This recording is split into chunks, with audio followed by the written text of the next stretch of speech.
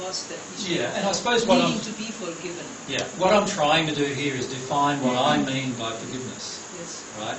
Rather than what the world means by forgiveness. Okay. Do you follow me? But was it close? Because it's very close. In the Christian beliefs and in the New Age type beliefs, forgiveness is held up as like a sort of a pinnacle about your own progression. And to be honest with you, it is. Forgiveness is such an important part of your own progression. But the key is understanding what it is. Understanding, that it's not what most people believe it to be. Forgiveness is when this is when forgiveness is complete. You will, inside of your own heart, not have any emotion about all of the events that occurred, and you will be fully emotionally connected to every event.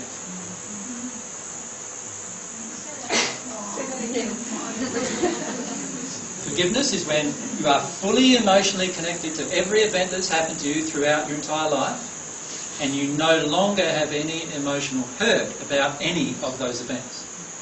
That's nearly impossible. It's not impossible.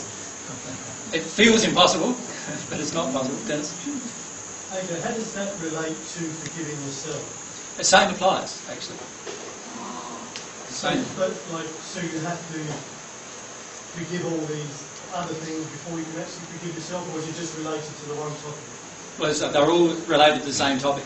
The reason why we often can't forgive these things in others is because we can't forgive them in ourselves.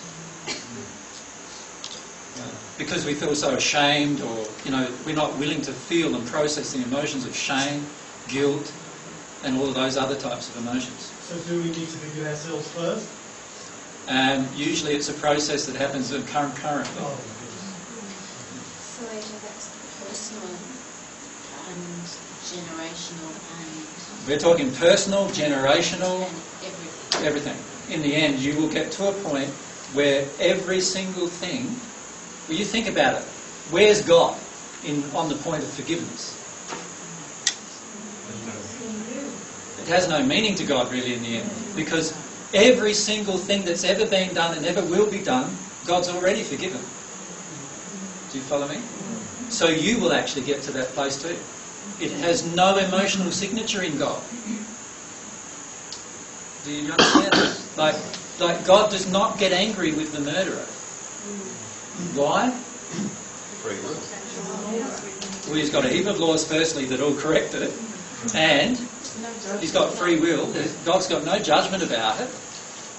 But the murderer has to deal with that himself. Certainly, God created all these laws to create automatic things on the soul, which automatically corrects the action. So it's not like the person gets away with anything. That's what unconditional love is. And for all of us the same. And when you're at one with God, this is how you will feel. So if I have any emotion inside of me whatsoever about all of these big things, right, then I'm not yet at a state where I'll be at one with God. And so then we go down the track. But Adrian, what are you asking of us? Like, you're asking the impossible. That's what it feels like, doesn't it? In a way. Can you equate forgiveness with compassion, or is it not the same thing? Forgiveness means that I don't have any emotional response inside of me at all, even if you came up and bopped me in the nose. What I mean by compassion then is... So am I automatically compassionate to you, though, in that state? Yes, well, Of course. it's because if you know yourself, where you've been and what it's done, if you recognise it in others, it's not like you land off and whatever, it's I know where you've been and what it feels like, and therefore you cannot pass judgment and you can't... But if you take that to a further extension, that's saying that if I haven't experienced what you have experienced, I can never forgive you. And that's not true either. I don't have to experience what you are now experiencing or directing at me before I can forgive you.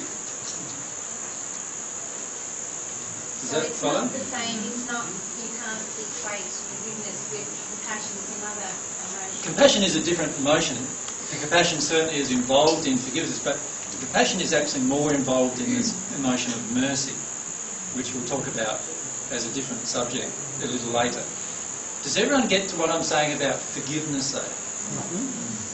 So you will get to a stage in your own progression where you will actually feel no angry, hurtful, harmful emotions towards anyone else, and because everything inside of you has been dealt with to such an extent that you are fully connected with every event that's ever happened to you, and yet you are totally loving and totally open emotionally to all of those events. Then you're at one with God.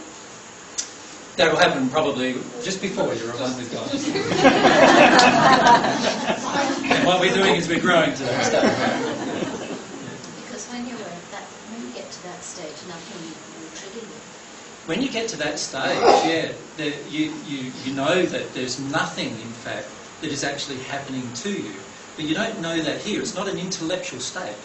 It's an emotional state. You feel it.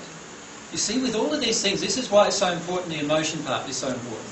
Every single quality that I've ever talked about in my entire life has all revolved around an emotional state of beingness, not an intellectual state of beingness.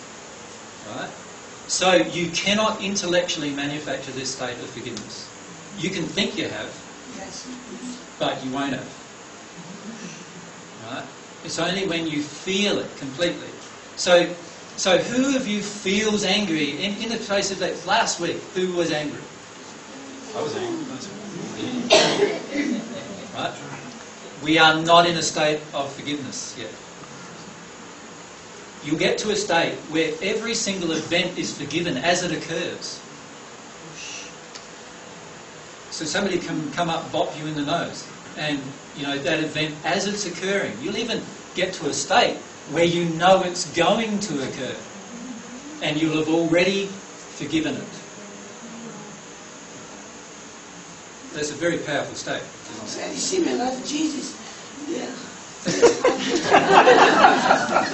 Yes, that's where I was at. And I hope to be there again.